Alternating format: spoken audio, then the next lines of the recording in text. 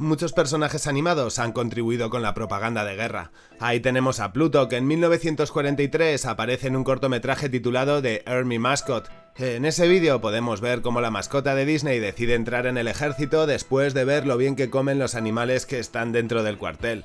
Por un lado, la propuesta es retorcida porque está dirigida a los más pobres para que vean ahí una válvula de escape.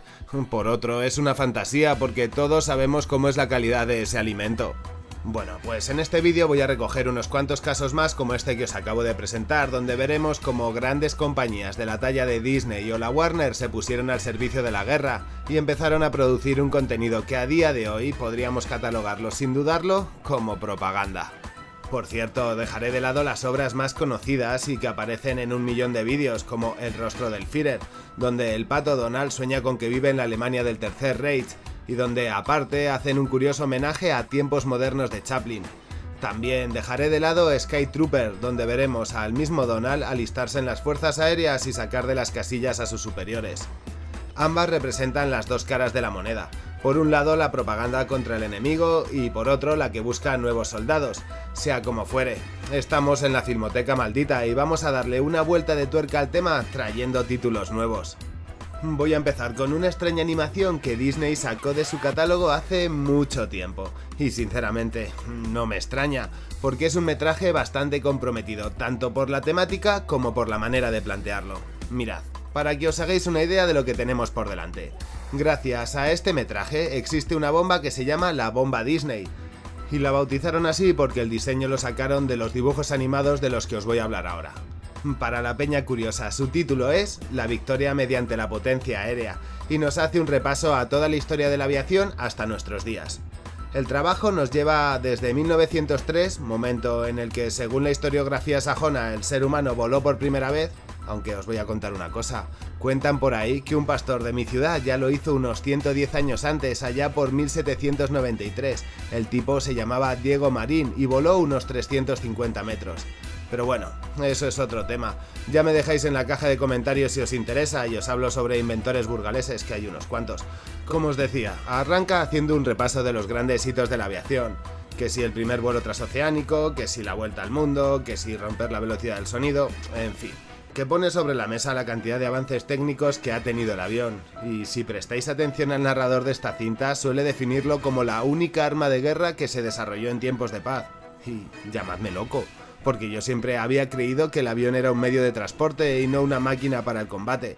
Cuando lo escuché, lo primero que pensé es: claro, yo no conozco la guerra y siempre he vivido en periodos de paz, por eso tengo una visión tan inocente de ese monstruo. Pero dándole una vuelta más me di cuenta de que es una frase que busca una sociedad con un pensamiento militar. De hecho, me sorprende esa aseveración cuando el propio documental hace una revisión a la historia de la aviación donde prácticamente repasan todos los hitos. La gente que desarrolló el avión no lo hacía como el que diseñó un tanque, simplemente querían cumplir un sueño muy común entre muchos humanos: volar. Más allá de mis reflexiones, cuando termina con la historia del aeroplano nos presenta a Sevensky, un militar ruso que desertó con el triunfo de la revolución bolchevique y que acabó en los Estados Unidos como ingeniero militar. De hecho, su historia es bastante interesante. Perdió una pierna en combate mientras pilotaba, lo que hizo que fuese expulsado del cuerpo, aunque consiguió volver tiempo después gracias a colarse en una exhibición militar y dando un recital en el aire. Sea como fuere, le duró poco la ilusión de reincorporarse, porque, como os acabo de decir, con el triunfo soviético huyó de Rusia.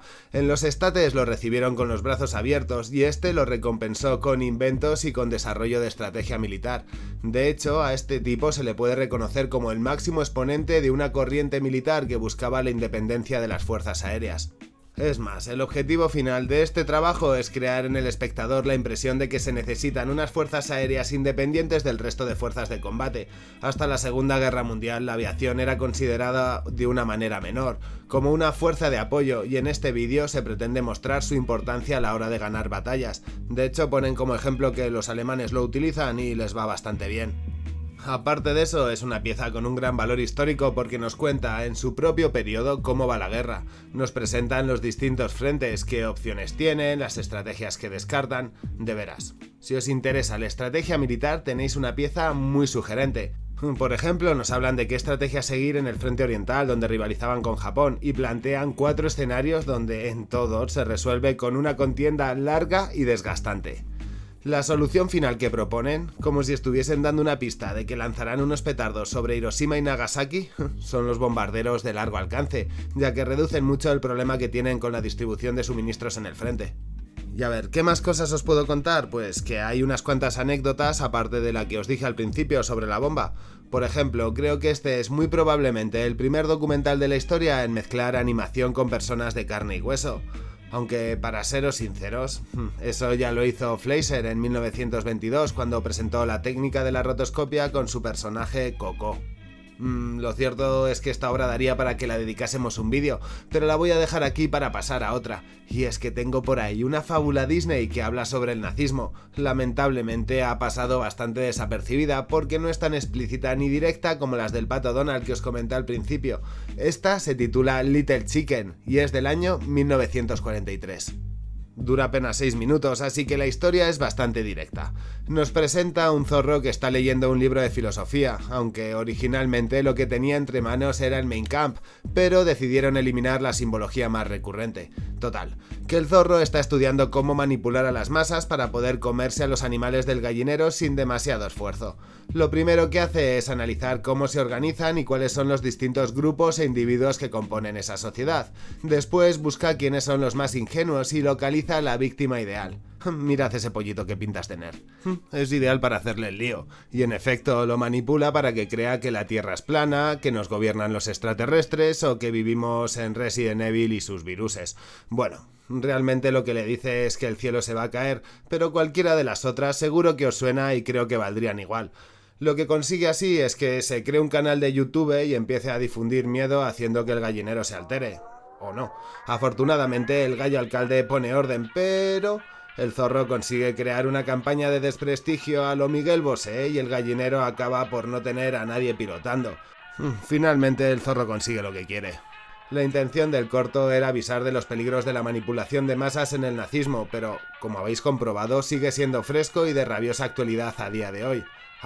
Y una cosa, creo que es de los finales más salvajes de toda la Disney. Tanto que el propio narrador se sorprende de cómo termina. Además es increíble la frase con la que cierra el zorro. Un momento! Así no es como termina este cuento. ¿Oh, sí? No creas en cuentos, compadre. Y ya que el zorro nos recuerda los cuentos, os voy a traer uno que no puede ser más mítico. Además, esta historia viene acompañada de una anécdota que es totalmente surreal, y es que al protagonista malo le han cambiado la ropa en 3 ocasiones. Bueno, dejad que os cuente bien. Esto ocurre en Los Tres Cerditos, un cuento que no necesita demasiada presentación, así que voy directo al grano. En 1933 el lobo aparece representado como un judío que intenta engañarles vendiéndoles algo. En 1939 lo vistieron de otra manera para no parecer igual de racistas que los alemanes. Y aquí viene lo mejor. En 1941 mirad qué mono iba vestido. Pero lo más salvaje de todo no es cómo utilizan el lobo para identificar al enemigo, sino que directamente en la versión del 41 cambian el final. Y en vez de que el lobo entre por la chimenea, en esta nueva versión es derrotado ya que no puede derribar la casa porque está construida con ladrillos de bonos de guerra. Entonces pasa algo que es increíble. Empiezan a salir aviones de guerra y nos lanzan una propaganda sobre la importancia que es invertir y dar tus ahorros para la guerra. Brutal. Aunque también merece una mención especial Educación para la Muerte del año 1943. En este se ve una de las cosas más salvajes que han pasado por mis retinas. Te enseñan un proceso de adoctrinamiento mientras te están adoctrinando. Es como nadar en una contradicción. El tema es bastante salvaje, pero para que podáis entender de lo que hablo y os hagáis una imagen, escuchad. El corto trata de cómo desde pequeños los alemanes son educados en el odio y en la ignorancia. Pues bien, hay un momento donde entran las SS de un patadón en una casa para decirle a la madre que si sigue dando mimos a su hijo, será detenida. Dios, ¿os imagináis el trauma y el miedo que debieron de pillar los niños que vieron ese corto? Los nazis son tan malos que tienen prohibido el afecto, sin duda eran monstruos. Y como no, hay que destruirlos, ¿no? Pero aparte de eso, merece una mención especial cuando realizan la parodia de Hitler y Alemania. El primero se presenta como un caballero andante que me recordó al Quijote y sus majaradas, y la otra es una obesa borracha que no suma ni 3 neuronas. Ay Dios, y qué momento tan épico y metafórico cuando Hitler sube a su amada al caballo. De veras, es paradigmático para entender cómo los norteamericanos interpretan el nazismo. Pero escuchad que la Disney no fue la única compañía dedicada a un público infantil que hizo propaganda de guerra.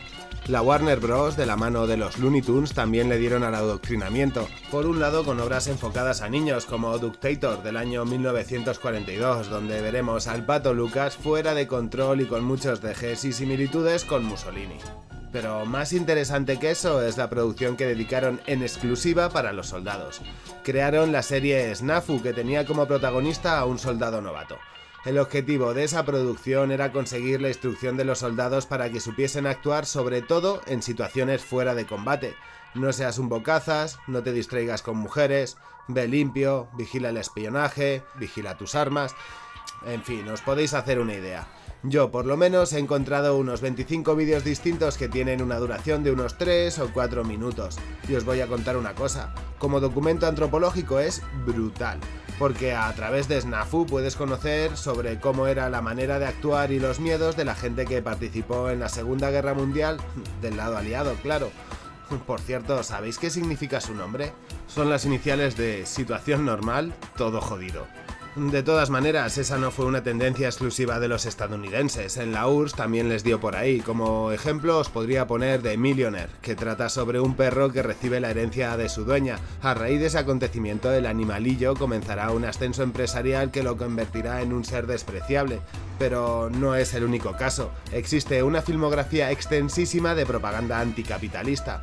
Pero para que siga con el tema tengo que sentir que de veras os interesa. Por eso, si alcanzamos las 30.000 visitas, saco la segunda parte, con la otra cara de la moneda, donde se vea cómo los rusos echaban mierda de otros sistemas económicos. Por cierto, hablando de números, el vídeo de mis animes favoritos alcanzó las 20.000 visitas, y pronto lanzaré la segunda parte a través de vuestras sugerencias. Vamos, que me he pasado días recogiendo vuestras recomierdas para hacerlo. Pero antes, habrá Cinepunk. Que después de preguntaros sobre este tema me han llegado más de 100 mensajes pidiendo que si no lo hago, me cortáis las piernas. Así que caerá en breves. Y ya está, quiero saludar a mis Patreons, al resto de la comunidad y recordaros una cosa. Hoy estaré en mi otra plataforma viendo los cortometrajes de los que os acabo de hablar. Y nos vemos en los vídeos.